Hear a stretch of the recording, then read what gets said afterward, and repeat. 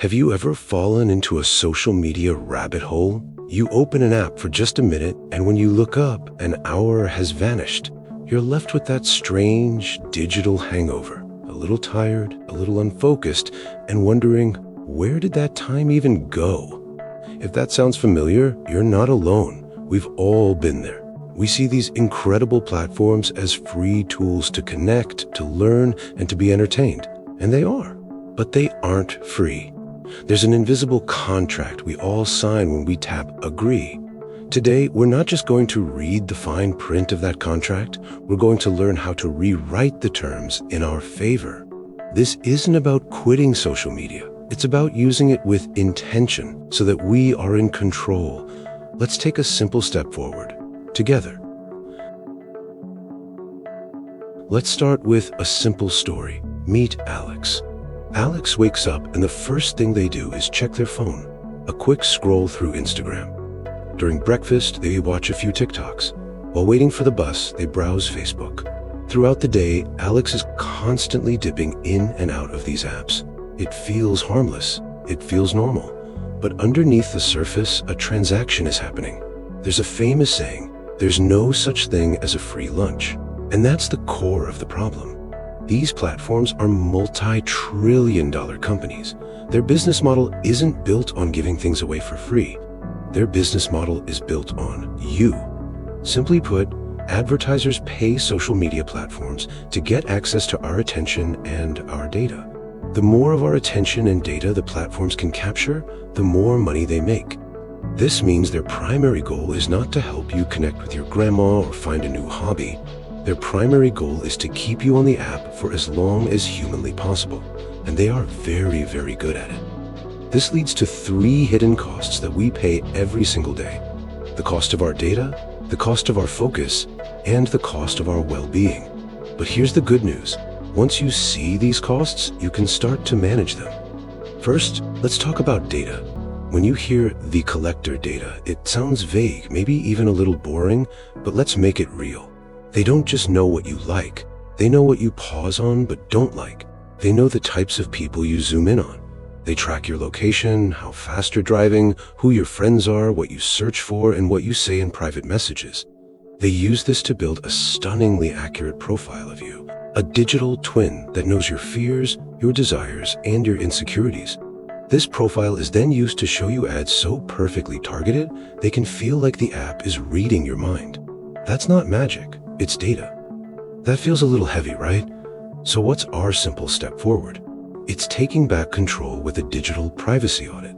This sounds complicated, but it's not. This week, just pick one app. Go into its settings and find the privacy or odd settings section. You'll be amazed at what you find. You can see the list of interests they've assigned to you and remove them. You can turn off location tracking. You don't have to be a tech expert. Just taking 5 minutes to see what the app knows about you is a huge first step in reclaiming your digital space. The second cost is maybe the most valuable resource you have, your focus. Have you ever noticed how a social media feed never ends? That's called infinite scroll, a design choice to eliminate any natural point where you might decide to stop. Or what about pulling down to refresh? That action is modeled directly on a slot machine lever. You pull it and you don't know what you'll get.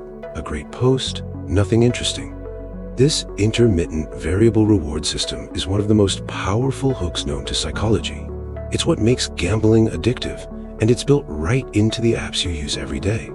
The result is that our brains are being rewired for constant distraction. Our ability to sit and read a book, focus on a project, or even just be present in a conversation is getting weaker. So what's the step forward here? We fight design with design. We design a less distracting phone experience for ourselves. This is the most powerful change you can make today. Go into your phone settings and turn off all notifications except for those from actual human beings. Text messages, phone calls, maybe WhatsApp. You don't need an app to tell you that someone you barely know just liked a photo. Those little red badges are designed to create anxiety and pull you back in. By turning them off, you decide when you want to engage. You are no longer being summoned by the algorithm. It's a game changer. This brings us to the final and most important cost, our emotional well-being.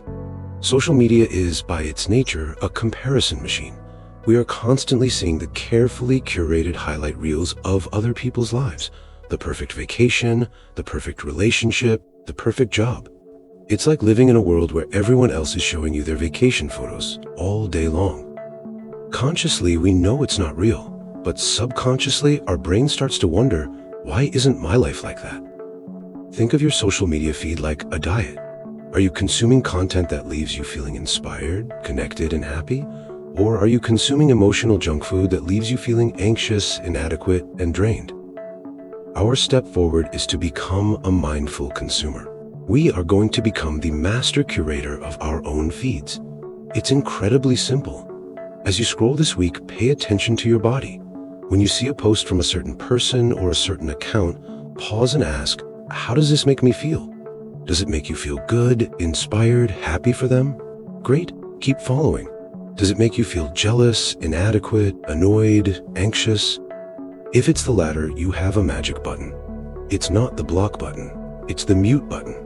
You don't have to unfollow and create drama, just mute the account.